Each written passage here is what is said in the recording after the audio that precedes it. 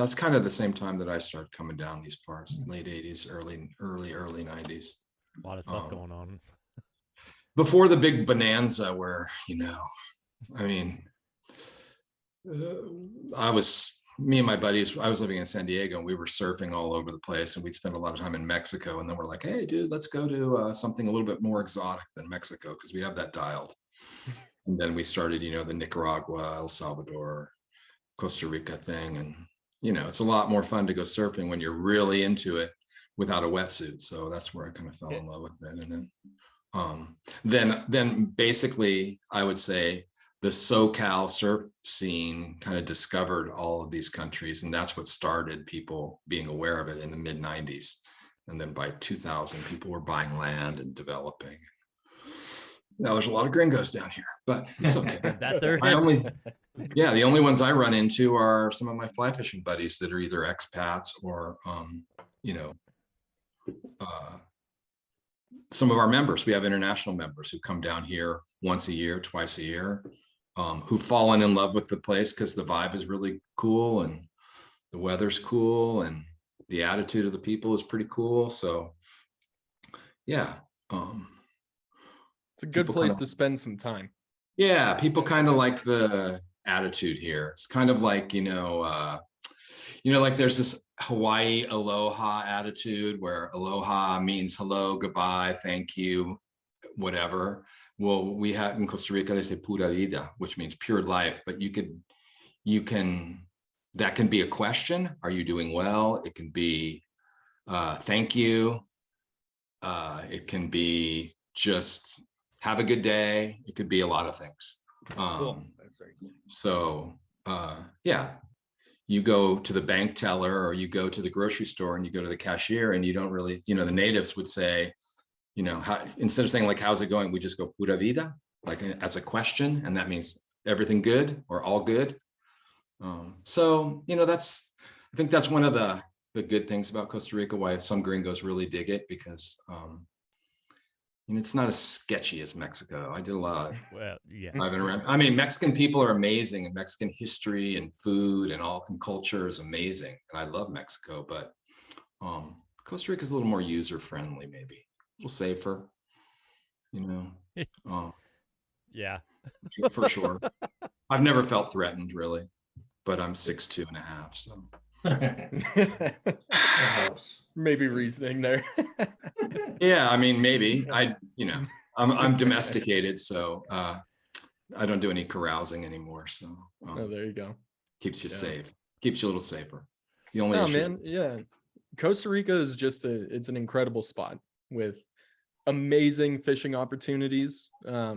There's over 50 species you can catch on a fly down in Costa Rica. There's fresh water, there's salt water, there's trout, there's tarpon, there's tuna, and everything in between. So it's awesome to sit down with you today, Edwin. And I know that you and I go back a couple of years. I originally joined CRAFF when I saw that you were all having a trout derby, down in Costa Rica, and it just caught my eye. And it's been awesome to be a part of the organization ever since. But I think, for the rest of these guys, it'd be really cool if we kind of explored the ideas of, what drives CRAFF, what is the mission, sure. Where are we at, what's the future, but before we even go there, man, we got to start with you, So let's hear it. Where did you start fishing? What was that kick in the pants that put you in the position you are as an elite Costa Rican fly fisherman? So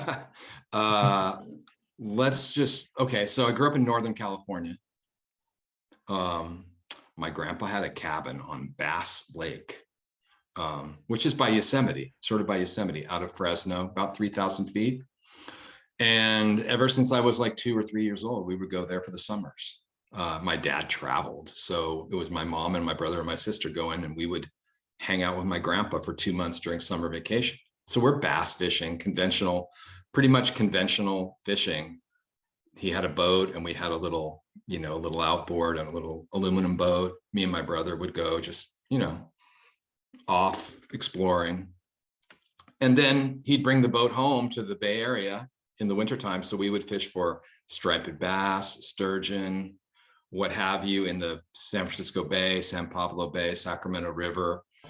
some And gigs. another uncle, I lived in a town, I grew up in a town called Los Gatos, which is just over the hill from Santa Cruz. And my other great uncle had a boat out of Santa Cruz Harbor. So we would go salmon fishing and, Damn. catch rockfish. And so I was always totally into fishing.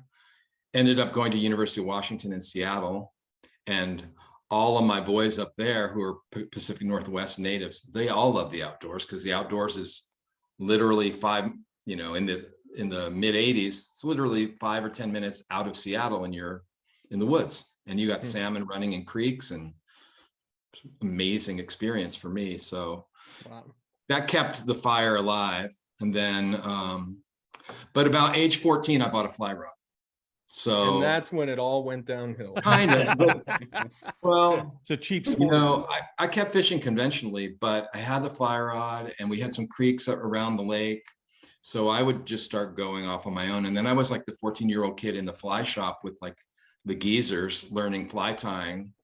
I don't know if it was an Orvis shop or some sort of shop down there in the Silicon Valley before it was the Silicon Valley. So I was that little kid, kind of shy, but trying to learn and gaining a few skills. And so I would fly fish a little bit, and a little bit of mostly fly fishing up in the Northwest when I wasn't drinking beers. And and then I lived in San Diego, and we were just dedicated 100% to surfing for about 6 solid years of just hardcore surfing. Then I moved to Costa Rica in 93, was just surfing my ass off, pardon my French. Met my wife there like 94, and then got married, moved back to Southern California from Costa Rica in 98, had our kids in the US, got an opportunity to come back in 2005. My kids were little kids then, 5 years old and 2 years old, 3 years old. And that was early, 2005-ish. Started exploring and kind of wasn't thinking, didn't have fishing on my mind, because I had, diapers and responsibilities on your mind. Other obligations. The whole being an adult. I mean, everybody's gone through that to a certain extent, I think. But then I went with my wife up to the mountains, and I didn't have my fly rod. My fly rod was at the house, and we went, and I'm like seeing all these trout in this river, and I'm like, that's odd. Here we are at 7,000 feet in the tropics at 7 degrees north latitude. It's about 45, 50 degrees at night, 45 degrees. And I'm like, damn, this is good memories of, my childhood. Mm-hmm. And started to kind of look in, the very, very sparse information that was available on the internet about Costa Rican fly fishing. Found out a few things, and I came across the name of a gentleman named Peter Gorinsky. And Peter is kind of the founder of the idea of CRAFF. CRAFF means Costa Rican Association of Fly Fishers. So, like any good, curious fisherman who wants to have fun, I sought him out. He was a guide. I went over to his house and sat down with him, and it's kind of like, shooting the shit with Lefty Cray. The guy was like, he was from Guyana originally. At that time, he was, let me do the math, 82, 72, probably 65 when I met him. Wow. 64. He starts telling me he starts telling me all these stories, right? About all of these fishing experiences in Barra de Colorado, the huge tarpon, and fishing for machacas, fish that I never heard of before. And he filled me in about the trout and how they got to Costa Rica, which is a long story, but it's a typical story repeated in many countries across the world, right? I mean, Chile, Peru, Ecuador, Colombia, Argentina, New Zealand, the proliferation of trout across the world happened in the early 1900s, like I think 1920 to 1950. Mm-hmm. So I was like, whoa, okay, this is pretty cool. And then I dusted off my fly rod, kind of scared up some of my, flies and stuff, and took my kids and my wife up and spent a couple nights up in this mountainous area about 2 hours south of here. And my kids loved it. It's an amazing place. Maybe, I don't want to exaggerate, but over 100 different bird species there, including one of the most amazing birds in the world, which is called a resplendent quetzal. It's the national bird of Guatemala, but one of the most beautiful birds you've ever seen in your life. And then it was from and then I started fishing, and I'm catching fish, not big trout, but they sure as heck look like old red band trout from, the Pacific Northwest, basically. And I'm like, oh, this is really, really unique. And so my wife loved it. Kids were having a ball. They could go for a little horseback ride. Tiny little town, not even a beer sign anywhere, nothing. So it became kind of our go-to little getaway.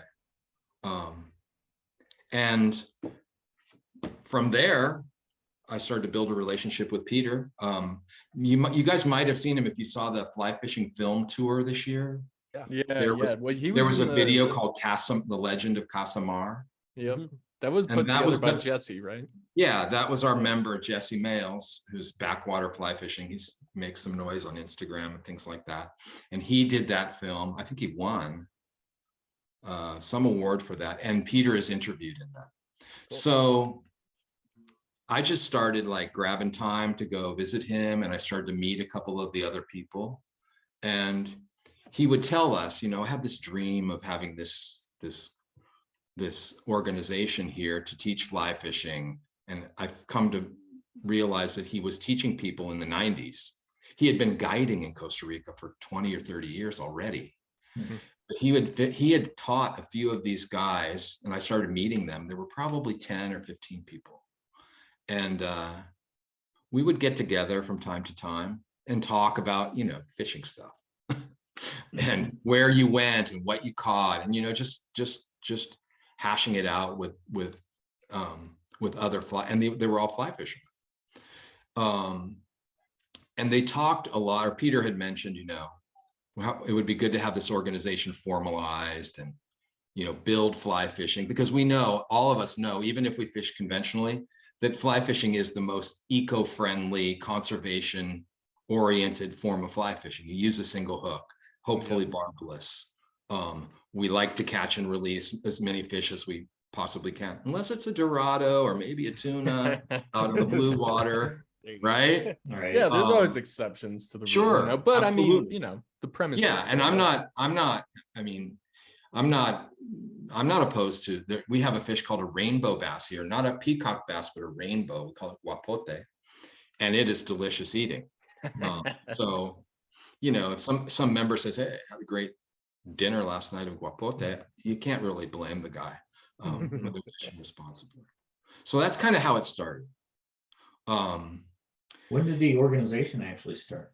The organization was filed, so we had a loose organization of people, about 15 guys, 10 to 15, and we would meet once every 4 months, 5 months, 6 months. There was no real schedule. In 2017, they registered CRAFF as a sporting association, so legally registered in 2016, formed the first board of directors. It's a formal organization now. Essentially, with that registration, it can operate as a nonprofit. Okay. Now, does that drop you into the bracket like a 501c? It's very, very similar to that. Yeah. Because I do Project Healing Waters. That's what we fall under. Right. I'm just trying to get all that up and going. Yeah. So in Costa Rica, isn't it called 501? That's right. Just checking. I want to make sure everybody's on the same page. 501 C3. Right. 501 C3. Yeah, that's good. That's good, Stan. Yeah, so we got it organized, and then but still, I had my kids going on and all that stuff. So I would go for sure. I'd be there at every one. And we started to have meetings in San Jose every once in a while, but there was no, one thing that we realized was, hey, it's a bunch of fishermen, man. Yeah.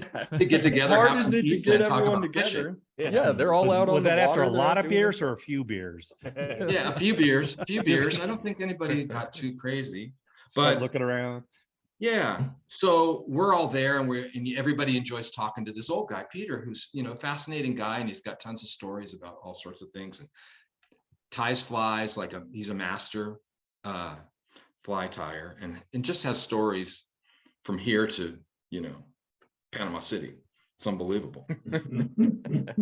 So about 2 years ago, but it was still very loose. I mean, there was a registration, but I was not really that involved. And we'd have these meetings, and there's another guy here named Federico Hampel, great guy. He actually, I came to find out that he's the IGFA, International Game Fish Association representative for this area. Oh, there you go. Always good friend to have. The dude is so knowledgeable. If you ever want to find out about a specific species and find some techniques just to get you going, like, he's my go-to guy. Excellent person. And I sat down with him about, let's see, let me count back, 22, 21, 20, 19, end of 2018. We went and had lunch. I said, hey man, let's sit down and have lunch and talk about where this is going. Because it was kind of like, how a lot of groups, there's a lot of energy on the front end, and then to sustain it is the hard part. Yeah, Right. and see, that's what we're running through in our 501. Yeah. It's easy to get that nice new shiny, but to maintain that is a shitload of work. It's a shitload of work. Kind of like So the podcast. we weren't doing anything really, and craft was kind of dying. And we're like, I sat down with him and I said, look, my kids are now, in high school. They're kind of hands-free now. Okay. Wife is a therapist. She's busy. I can put a little bit of time into this. And I do project consulting, and mostly consultant for industrial projects. I'm like, if you will help me, let's see what we can do. Because if we don't, it's dead. Right? We were kind of at a crossroads. So he said, yeah, let's do it. And his family has a company that has like some really cool resources to help us, like graphics and an artist, and some knowledge. Dude, that shit adds up fast, and it's complicated too. Yeah. And so, if you've never really done it, I can make some sort of bullshit graphic, but I'm not a pro. Yeah. Right. And they have like a graphics department in their company, and he's like, yeah, dude. No problem, because his whole family, his 2 cousins are members. Those guys fish. They actually have a really, really cool website called timingtides.com. And they have pictures of them fishing from here to Chile to, Punta Allen, to a number of places. They fished all over the place, lucky bastards. Right. Yeah, terrible life, man. Super good guys too. I know Super I good hate them guys. already. So Yeah. So we just started working, and we go, okay, let's do this. Let's have a meeting.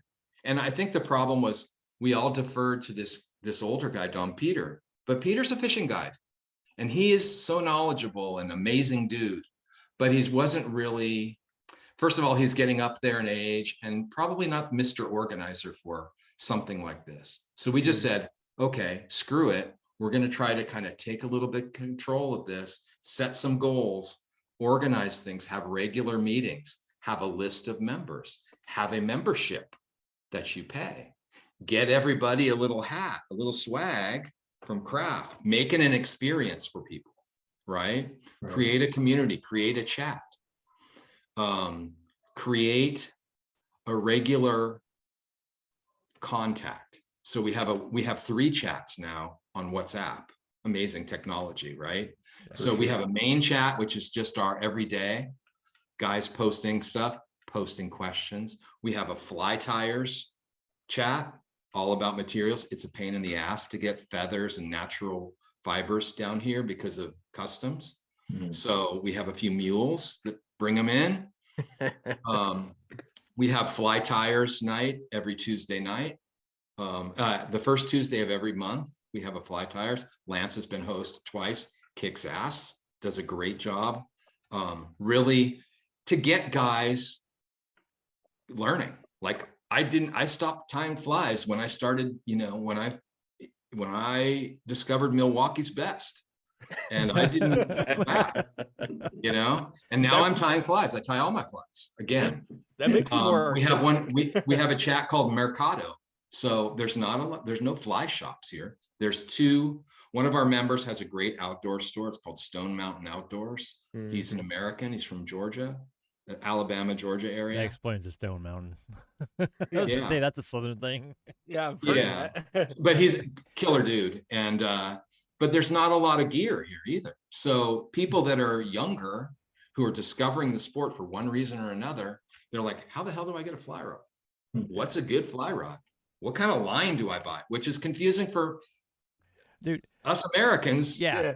More confusing every day because there's a new fly line every day. Yeah, we have access to it, and it's still confusing. Well, and it's kind of crazy because like a lot of your new guys coming in are the exact same questions that I get for brand new Project Clean Waters guys, because I live in the Pacific Northwest. I'm actually out of Oregon. And so I'm on the valley side, just right on the foothills, which I don't claim valley, but I'm on that side. I'm not on the whole Bend side and high mountain desert. So we have like 2 fly shops within like almost probably 100-mile radius of us.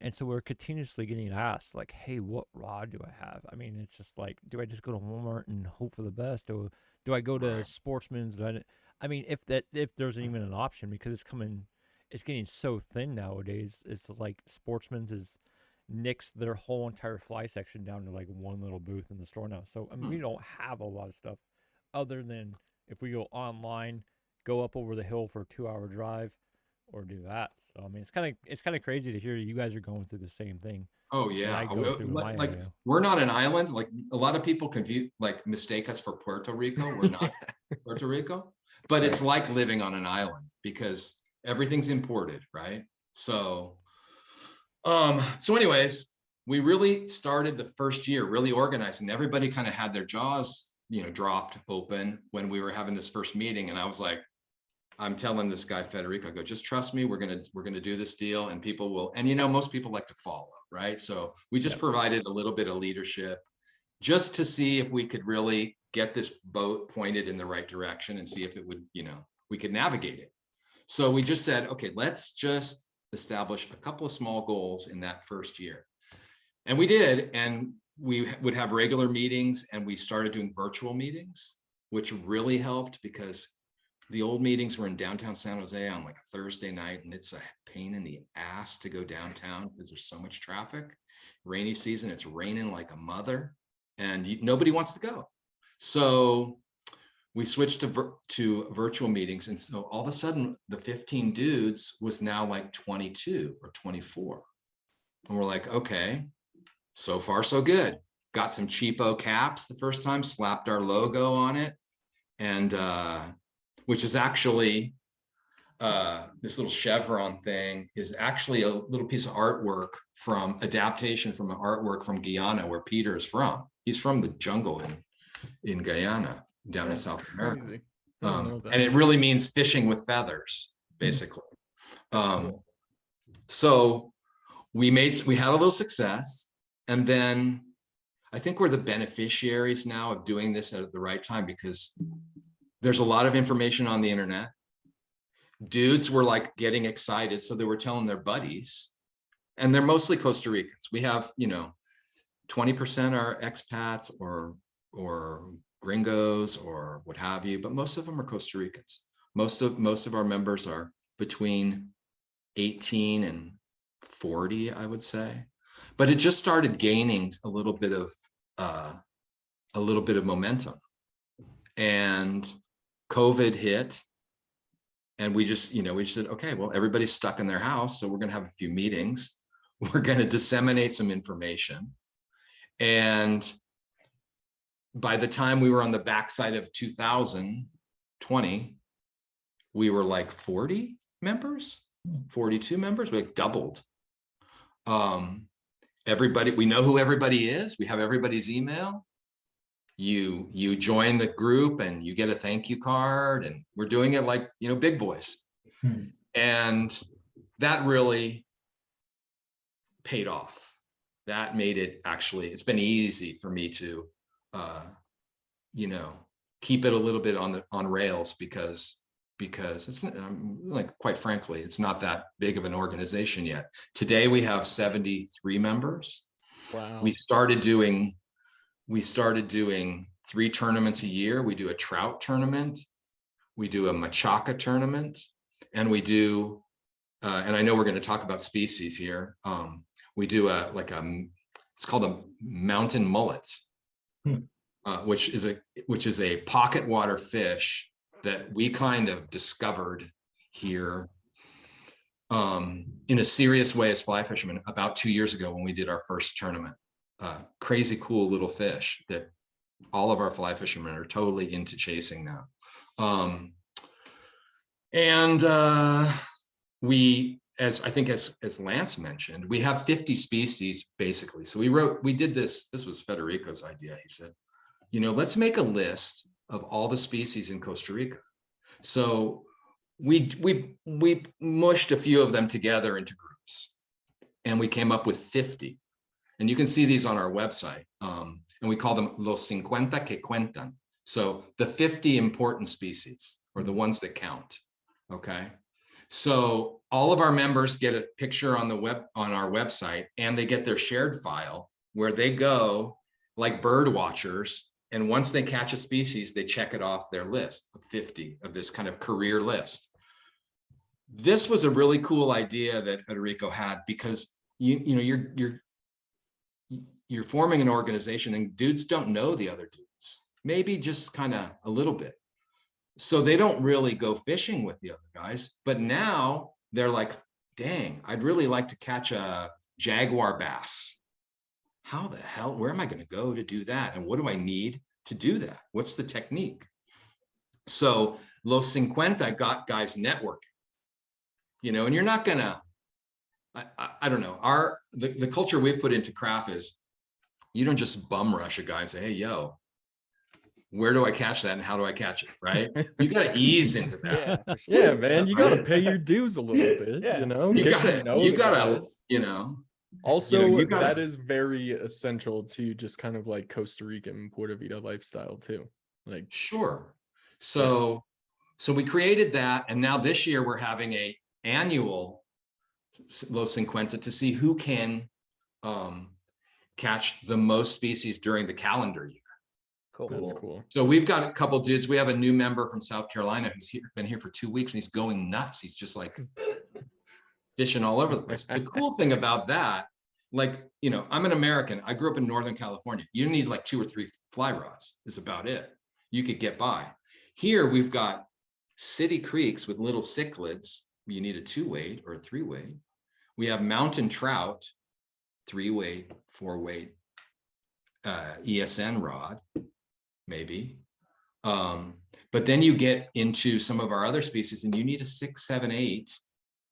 Like machaca, especially. Right, 6, 7, that 8, end. and some of the river snook. Then you get into like things like roosterfish, and you'd like to have a 10 or a golden trevally on the few flats that we have, or little skipjack tuna or small yellowfins. You need a 10. And if you're going to go for tarpon, you know, Go homeboy big. needs 12. Need a shotgun. So, 12. Dave, So- when you went down, what size rods did you bring when you went down? We all know I brought made you that- 12s, That but 12, yeah. our guide, who's also a craft member, I believe, recommended 14s. And in hindsight, we probably should have brought a 12 and a Yeah. 14. who did you fish with? Micah Bailey? Oh yeah, good guy, good fisherman. No, for sure. Yeah, Great we had a fish. blast. We had a blast. Yeah. Mike is a good guy. Yeah, so we just kind of created a nice little community where guys are networking. It's very, very organized. We try to keep it organized. We have great conversations. We have some fly tying.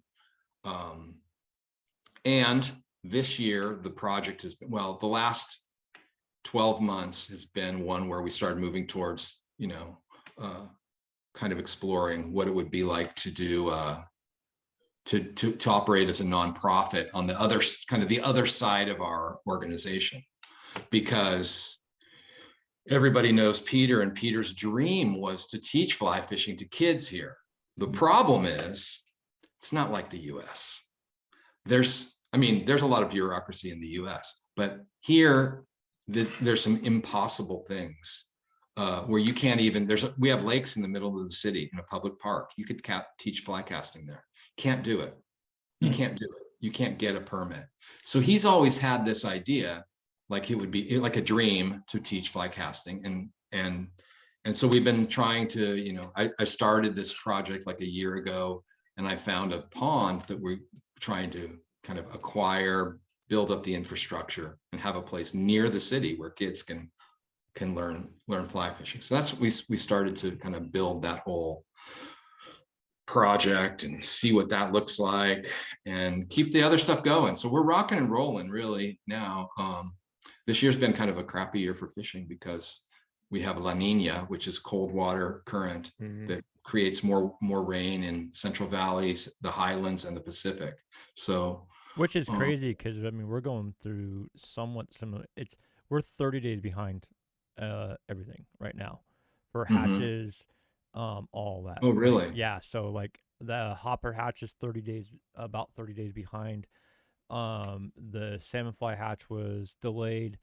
Like literally everything between from all the bugs getting out and even hunting for the rut and everything is literally 30 days behind due to the fact that we've had such a wet and cooler summer until right now. Actually, we're in the hundreds right now, but it's the first time since like all year that we've been in. August has probably been the hottest part, but we're still, that delay of everything that's came in this year is, which usually happens here, I think every probably 7-8 years. Wow. We have that delay, and this year just happened to be that year. It's been the same way in Colorado too, for what it's worth. I was up in the high lakes like 2 weeks ago, and all the cuts were still spawning, like peak spawning. Yeah. It's kind of crazy. I noticed that this year with the rainbows, man. It seemed like it was really late too. It's kind of yeah. And It's so, the world turning at a different speed maybe this year. Who knows? Yeah. Who knows? Something's going at different speed. So yeah, so that's really the unique thing about Costa Rica, like as a destination. And I guess Dave, you were down here. When was that? In May, June? Yes. May. Yeah, which is a great time. And you went to Barra, right? Yes, we did. Yeah. Did you get any big ones out there? There are always big ones there. We had some big ones, didn't get any to the boat, but Did you average is probably 100 pounds still. Did you guys have the opportunity to go to the inland river jungle tarpon? We did not. No, Yeah, we just amazing. fished down That's at one of the end. amazing things about Costa Rica is you can go from Barra 100 miles inland, 150 miles inland, and there's wetlands and kind of little rivers in there that when those wetlands flood, like when the rainy season starts, and then September through January is like the best part, as it's kind of getting full and then backing down in November and December.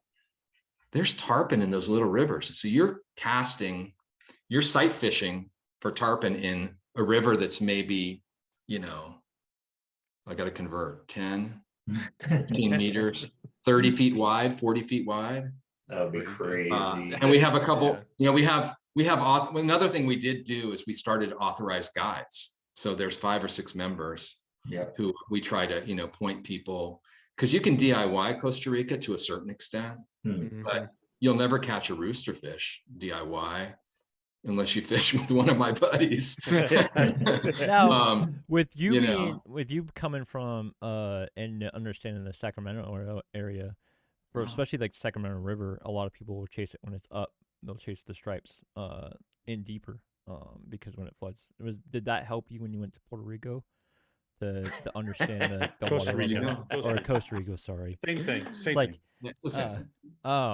but would that help you in your ale in that water? Did the Northern California, Pacific Northwest No, I just help? found friends. No, that's why I got active in craft, and I just networked, and these guys showed me the way, because I wouldn't characterize myself. I've fly fished for a long time, but I've had to build new skills because there's so many species that you just had no no experience with. One of the most amazing ones, and I'm sure Dave, Micah told you about the machaca, Oh, yeah, he did. which is, we have two species of it. It's sort of related to it's called Bricon is the species, and then there's subspecies. We have two of them in Costa Rica. They live in rivers and they live in some of the lakes.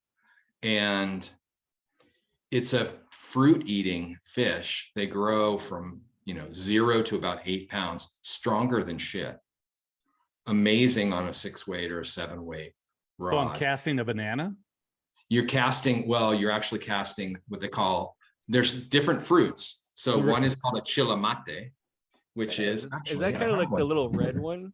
Hang on a minute, I got one right here. Hang on. Show and tell There time. you go. Stay You tuned. ask and it shall appear. Even though he So- disappears. I'm just me and Ryan are just chucking meat the whole time, so that's all. Yeah, Probably you guys are Well, down now there. you're gonna be chucking a fruit salad, so you gotta learn. Well, that puts a different spin on the olive woolly butter too. You just Yeah. actually take mean, a jar of olives and well, just they'll put hit a it- plug. They'll hit a plug, spun hair plug or what have you. Mhm. But they really love, well, it's regional too, but in the eastern rivers, there's this tree called a chilamate, and it has a big green fruit that Oh, look at that. falls into the ground. So we make that out of wood. Oh, And that's cool. We put that onto a, number 2 or bigger. That in boat. Pacific Northwest is called a friggin' egg. Yeah. For the guys that Yeah, are yarn. listening. Yeah, and I Right. don't know Well, why this are you. floats though. Yeah. Everything is Oh, top okay. water, right? That's It's all cool. top water. Oh, okay. So you get to see the hits, and the hits are Oh, massive. Oh yeah, And they're Oh, yeah. quick too. Machaca yeah. hits so fast. That's the thing. is yeah. Well, that's with, gonna be if it hits so hard, you're standing going, "That's awesome." So oh yeah, I'm supposed to are say. are they like are they like a basset? Like, so when people are listening and wondering, is it like a bass aggression hit, or is it like a slurping, or how? No, it's an aggressive hit. And so, It's an aggressive hit. If you search on YouTube, backwater fly fishing, machaca, Machaca, you'll see a few videos. Those guys, Micah is the master, actually, Dave. Very cool. And they do floats on sup boards down these jungle rivers, Yep. casting this thing. Amazing fish, so much fun. So much fun. Got to use a 40-pound bite tippet because they got big teeth. And they love these chilamates. And even better, so as you're floating down the river, you're watching the trees.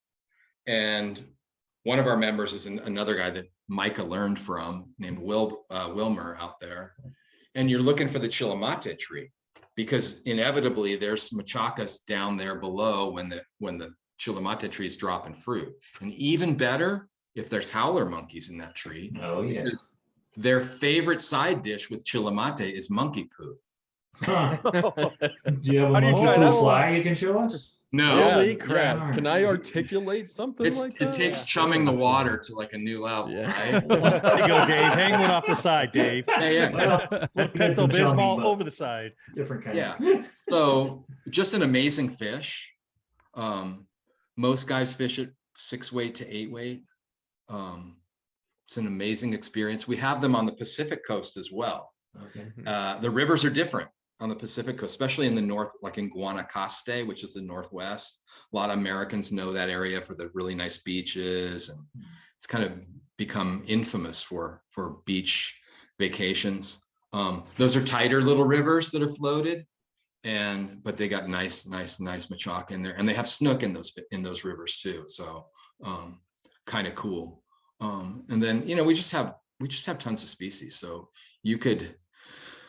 And then in particular, this mountain mullet, which we call it tepe machine, we have a tournament every year, and they're like pocket water fish. So all of us kind of guys that kind of grew up fishing trout and stuff like that, we've been just having the best time trying to figure out how to catch these fish. They're super strong. They're not real big. They call them in Puerto Rico, they call them the dajao fish. And there's a few videos online about them, but we use hopper droppers. They'll hit a hopper. We use Rio getters for them. They love the fast water. So in the summertime in the Pacific, wet wading on these bigger rivers when the flows are a little bit down. It's so much fun. So we have plenty of entertainment in Costa Rica for anybody that wants to do kind of a, it's always best to be with a guide to get yourself oriented, but there's little experiences you can have DIY for sure. And we try to be really accessible. We've actually picked up a few members from the States who've reached out to us because of Instagram or from our website and said, hey man, I'm coming down with my wife, and you know, it's not supposed to be a fishing vacation, but I saw your website, so I'm going to slide you a couple questions here. Yeah. And you know, then the dude like ends up like fishing his ass off, and his wife's having a great time because she's, you know, drinking pina coladas and she's on the beach and it's not cold. See, that'd be the way I do it. It's like I after a couple of deployments, I hate the beach. I hate sand. I hate dealing with it. And it's just like I would drop my wife off and I would be like, oh, see ya. Enjoy the Mai Tais. I'm going fishing. Yep. Yeah. So it's a really unique place, and the fishing almost mirrors its biodiversity, because Costa Rica has like 5% or 3% of the world's biodiversity, mostly bugs, but we just have a smorgasbord of fly fishing opportunities here, and so we've been trying to just kind of build, and you know, these young dudes, COVID was a great thing because people were working from home, or they were, you know, and their buddy would say, hey, you know, you should check this out, and they'd come into a meeting or start to look at videos, and now there's so much stuff on the internet, right? And so like in the US, a lot of people discovered cycling, mountain biking, fly fishing as really healthy alternatives that you can do without a shitload of people around you. Yeah, I look at COVID as like pretty cool, but as a shit show at the same time, due to the fact that I've been really big antisocial. I'm the kind of guy that's always outdoors doing stuff. I don't want to see anybody else. I'm just And then next thing you know, all these fucking bastards keep showing up in my face. Everyone was there. It's like, God damn it. Yeah. I do want to say, Edwin, you know, as we're talking about like the biodiversity of Costa Rica, because it is a truly incredible country. I've been lucky to go. Dave's been there. I don't know if G-Man, you been down there? No? Yeah. I've been to Puerto Rico. Yeah. You've been I to lived the there other for 2 years. Yeah. rich coast. Yeah. But the cool thing about Costa Rica is you can go from, you know, as you were saying, fishing for tepe or machaca in these small rivers, all the way up to, you know, blasting for some of the biggest fish in Central America. Oh, like, yeah. it has its mirrors too. Like in the United States, I would say fishing for tepe is like fishing for brook trout or cutthroat. You know, you're kind of hitting these small, fast moving waters, and the fish hit hard. You know, so there's so many similarities, but it's in a completely different setting with completely different insect life. And it's, I mean, it is an experience for sure. Sure. I'll give you an example of that. One of our members he's married to my cousin. They live in Missoula. And he wanted to do the machaca tournament with me. So I said, like, okay, dude, come on down. Don't bring my cousin nor your 3 kids. And we went he was here for 6 days. So we met some other craft guys in the city, fished for little cichlids in a little creek in the city, species number 1, drove to the Pacific Northwest, caught jacks, ladyfish, a roosterfish. Wow. What else did we get? Blue runner on the fly. So he was up to 5.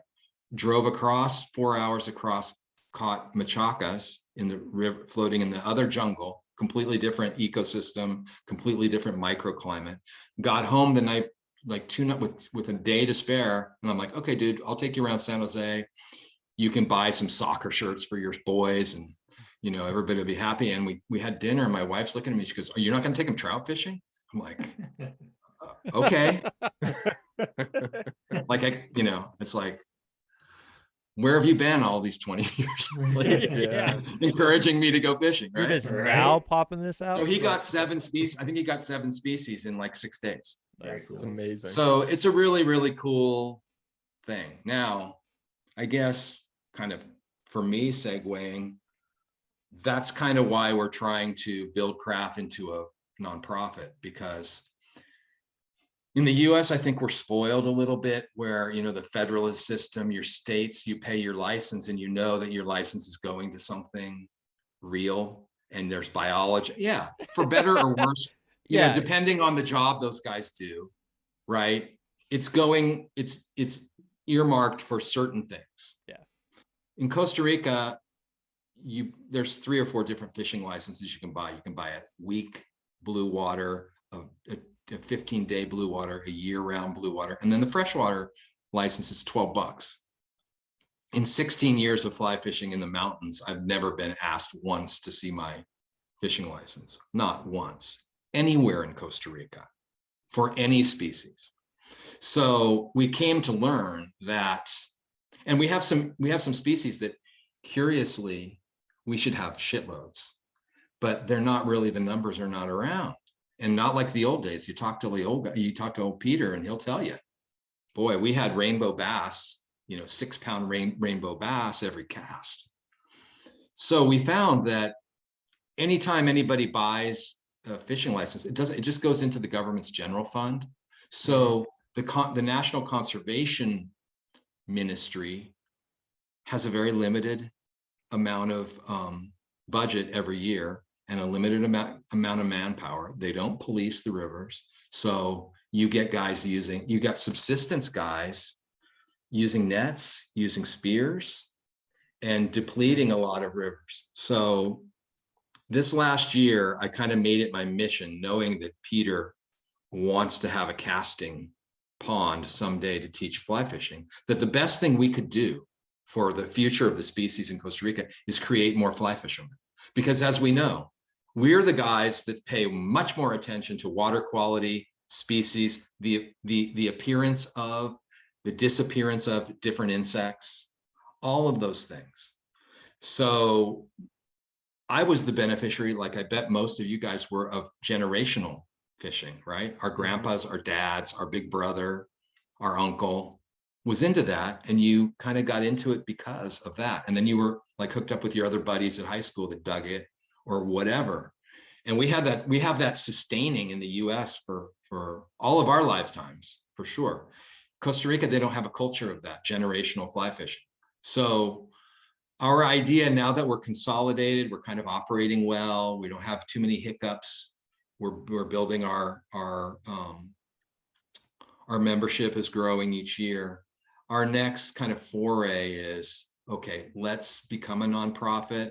Let's spread the word, because if we don't do those things, like they say, ain't nobody gonna do it. Yeah. And we figure that type of grassroots effort is worthy. And most of the people I tell the story to go, oh yeah, sure, I totally believe in that. And most of us can see the value in fly fishing and the experiences we've had to believe in something like that. So last year, I did a lot of interviewing with an organization in the US out of Pennsylvania called Amigos of Costa Rica, because people fall in love with Costa Rica, and there's a lot of little nonprofits all over the place, kids education, beach cleanups, you name it. And this organization is a 501c3, 501c3. And they're kind of a clearinghouse for all of the associations in Costa Rica. So So they're kind of like a foundational. Yeah. Yeah. Kind of like Similar Global to- Giving. I think Global Giving is one, or maybe Patagonia sort of does that with approved nonprofits around the world. They help out them. Have like sister branches off of like, it's Yeah. like, here's your foothold. If you want to start yours, you can branch off of us, and we can branch off of us and already Yeah, have the footwork already set. provide the back office infrastructure type stuff. Yeah. Right. And so they do really, really good work. They vetted us. We filed all of our stuff with them. We're bound to report and let them know what we spend our funds on, how many lives we've impacted, what our plan is, all of the things that a nonprofit in the US really does on a daily basis. It's the same thing. We're just real small right So we were able to, they provide us with a portal on their website. So we're an affiliate, and you go to the website, you see our 2 projects that we're working on. We have the education and casting pond project, and a second project, which is catch and release signs along rivers, and teaching people that there is a fishing law in Costa Rica and you're not supposed to use a net, right? And so you can see that, and then immediately you can donate with PayPal, you can donate with Apple Pay, you can give stock, and it goes right to us. That's So awesome. that's what we're into right now. We just launched our first. I've been kind of nervous. I've been talking to Lance a lot about this because of his involvement and his work at Inland Ocean, and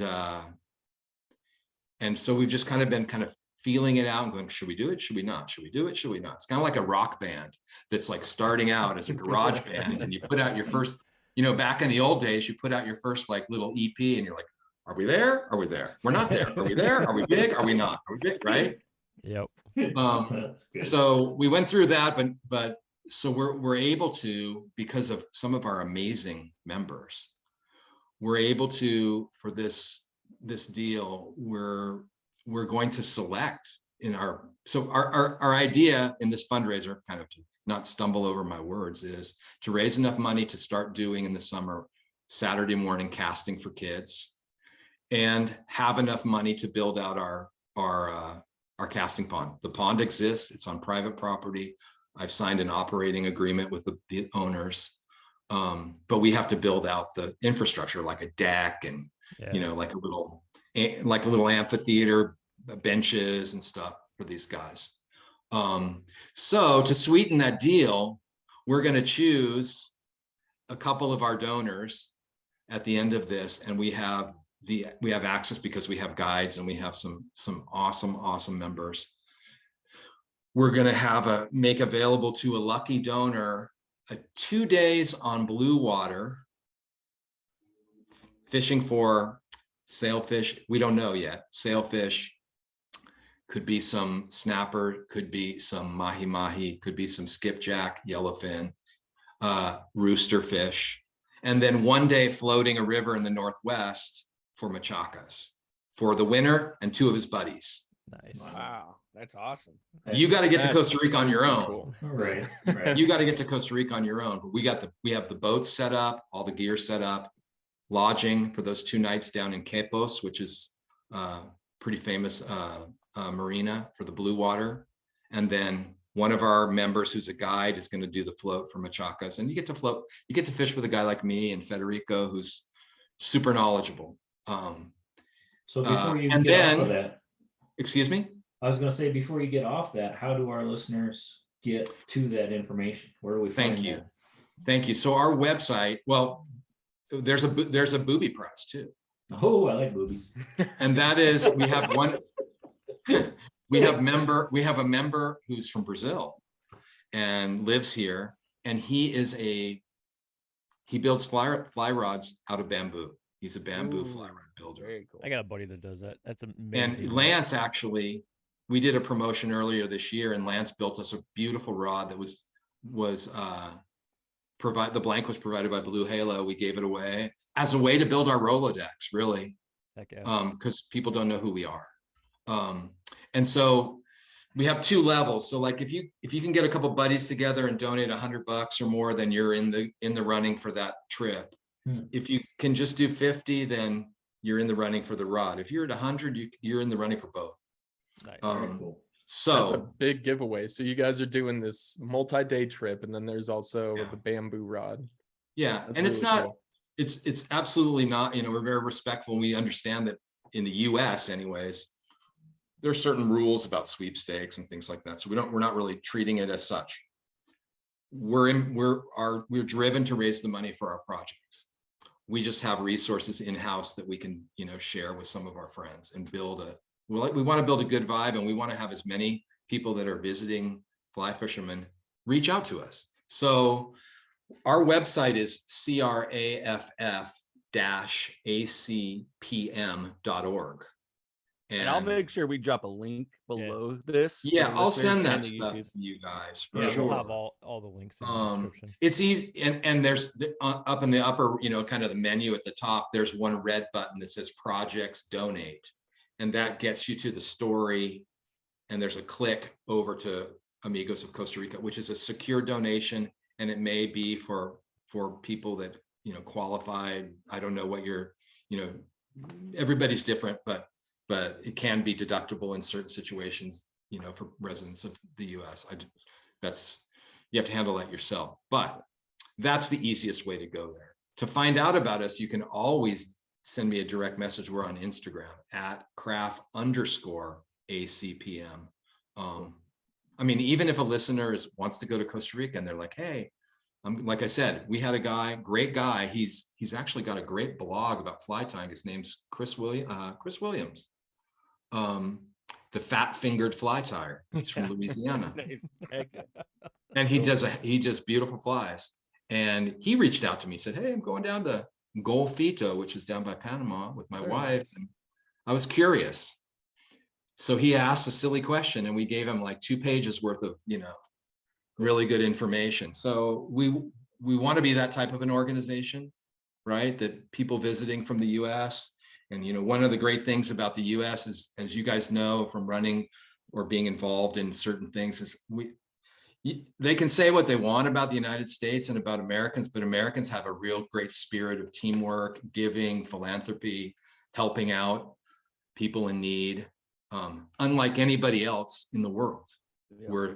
We're leaders by far, and there's nobody that's going to reach us because we just have that spirit. As traveling outside of the U.S., and a lot of people that will never leave the U.S. and understand that, right? What it's like to live in the U.S. I've been in third world countries, and all that, and so I understand that. I mean, it's just like you even said, even the simplest things of going down in city and going to the park and doing a casting lesson. No, you can't do that. You need a permit.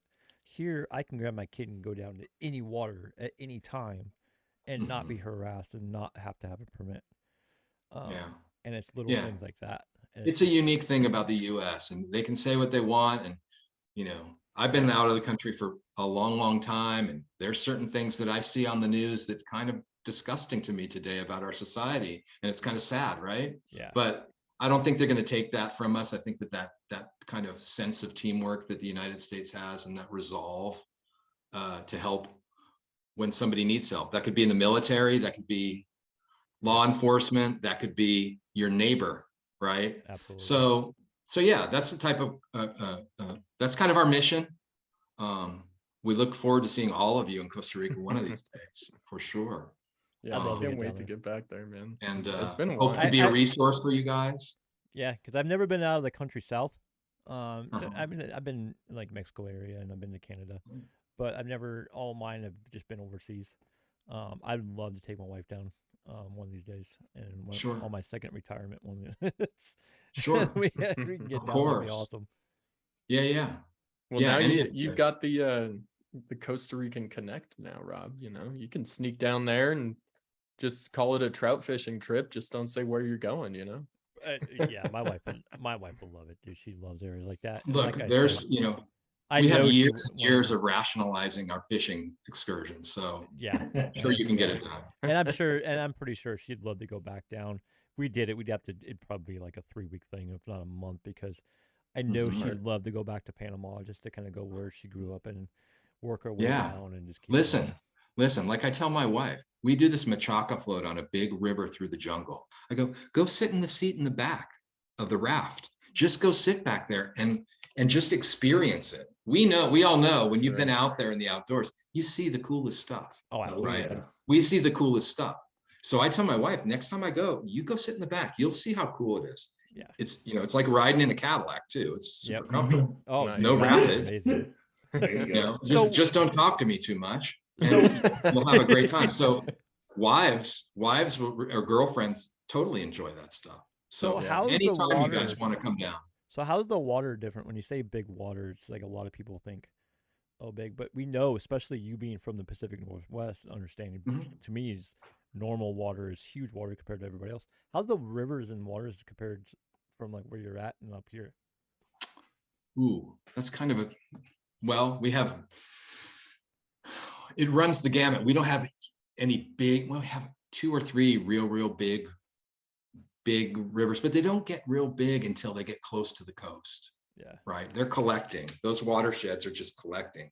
And I'll tell you, where we fish at 7,000 feet for trout, 50 miles west of us, that is not a 10-foot wide, pocket water and plunge pool, 52-degree water, home of where the trout are frolicking. It's a big old wide river with snook, and outside of the river mouth, there's rooster fish and stuff like that. But you don't have a lot of like Missouri River, Madison River, Yellowstone River stuff. A few opportunities to do that, but most of them are smaller. The Atlantic side, they're real. There's a couple wide rivers, but they're different. It's a totally different animal. You have to kind of, like you said, 3 or 4 weeks, you could explore it all and see what it's all about. I can't, we'd have to go for another hour for me to describe it. It's my wife's birthday. I got to go down and eat cake with her. Yeah, you can't pass that one up. I don't want to have a rough week. I gotta. Oh, I've done that. Take care of that. I forget my own birthday all the time, and I forgot my wife's birthday. And I mean, we've been together for 27 years. Yeah, same as us. Twice. And I will never do that again in my life. Yeah, my wife's really chill, but that's how you validate that trip to Costa Rica, though. Baby, I'm so sorry, I forgot your birthday. Let me take you to Costa Rica. You know? Listen, that's the way to do it. I can, if you need me to send like an official email from CRAFF to your wife and say, giving the reasons why your presence is necessary, I'm happy to do that. There you go. I'd like to be your enabler. Okay, I would like to be. I really would. So anytime, the door's always open for questions or whatever. I'm really very much appreciative of the opportunity to say hi to you guys today. Rob, just get her a CRAFF membership. Well, I'm gonna tell her. There you go. Because she's gonna finish her master's degree in December. I'm gonna tell her it's her graduation present. There you go. Yeah, there's layers to it at that point. Yeah. There you go. Love You that. can't back out. Yep. I mean, Edwin, you know that I love Costa Rica. I hope that a lot of folks are, kind of turning their eye down that way, because it's a great place to not only visit and experience, it's also just an incredibly amazing biodiverse area of the world, which is pretty, accessible for US citizens, and a lot of our listeners are, based here in the States. So for those folks out there who are considering a trip, we're Lance, we're 2.5 hours from Miami, 3.5 from Houston, exactly 5.5 from LAX, so not very far away. I've literally flown from Golfito down in the southern zone back to Colorado and driven, to my house in the mountains. I think it was like a 14-hour trip, literally done in a day. And you can go to a place where there are trout at the top of mountains, and there are, tepe in those little pocket waters. Sure. And there's also tarpon and tuna. It's crazy, so. Yeah, that's it. And we need to create more fly fishermen. So yeah, I encourage everybody to just at least take a read of what we're trying to do, and would love to see Ryan, on that 3-day trip, Ryan. Heck yeah, Ryan. Let's yo, I'll put our pitch money in on money. that with you too, man. The issue you got is who you gonna pick for these 3 guys. Yeah, That's the Yeah. If you don't pick me, I will bury This might you be the on- end of this outdoor Oh, podcast. man. It's like, if you didn't come see me when I was in Wyoming, you better damn well take me. Right. That's a well, test. Ryan, I'm a that's close test of second love. too. I mean, I've only got 3 out of the 50 species. Oh, Right. So I would hate to be the guy to deny that. I've only got 2. Exactly. So I've only got 2. you can be an enabler too, Ryan. Help me fill out that list, man. Yeah, Lance's list is pretty punk ass right now. So I know, man. I needs gotta help. get working on it. It's sad. you need some help. So- quickly. Edwin, I got another question before I forget. Sure. Not to push the, what's in it for me kind of thing. But seriously, if I did join CRAFF, what comes with the membership? What's involved? Okay. So our membership, it's an annual membership. We kind of do our drive in January. you'll get it. We usually do a cap. We make them in the US. They're really, really high quality. We spend half of your money on that. It's going to be, well, in the US next year, the membership, I believe, is going to be $60 for the year. It's nothing really. Right. And you get your own page on the website with your shared file for species. You're in our 3 chats. You're you pay nothing for any tournaments you want to fish in. And you're in a network of fishermen where you can learn a ton about a lot of different species. And that's really what we're all about, is just creating a really nice community. We have a great vibe. We don't have, there's minor BS, nothing really.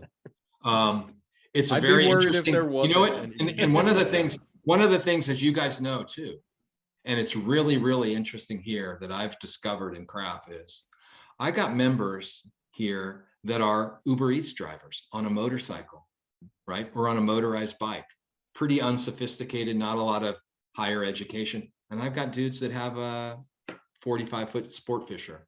And when they start talking about fishing, the playing field is absolutely level. Okay. And I really enjoy that part of it. It's really about fishing. Nobody's, there's no freaking stupidity around who's got this and who's got that and who's got a boat and who doesn't have. There's none of that bull crap. Everybody's super humble. We all love fly fishing. Everybody wants to learn. And our fly tying classes, you're in on all of those every first Tuesday of every month. Great time to learn about tarpon flies, about, construction of flies and fishing those flies, which is the real amazing part about that. And I know Lance will back me up on that. Absolutely. I've and, learned more in those chats Yeah. about not only trout, but I mean, a ton of other No. species too. Boy, we have a couple Crazy. guys that are masters of the inland jungle tarpon, and they tie flies, and I was amazed. I was like, oh, I didn't really think about that much. These guys are like thinking 24/7 about freaking fly construction. And I'm like, oh, well, maybe I ought to give that some thought next time I go out there. Maybe I'd be a little bit better.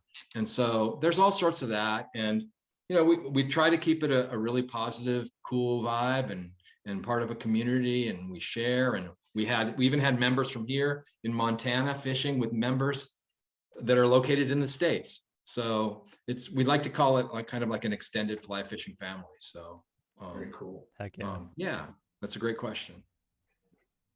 Well, gentlemen, I mean, I'm pretty ready to pack my bags. So, Okay. Edwin, if you see 4 trout bums end up on your door one of these days soon, No problem. this is You your let fair us know. warning. But Sure.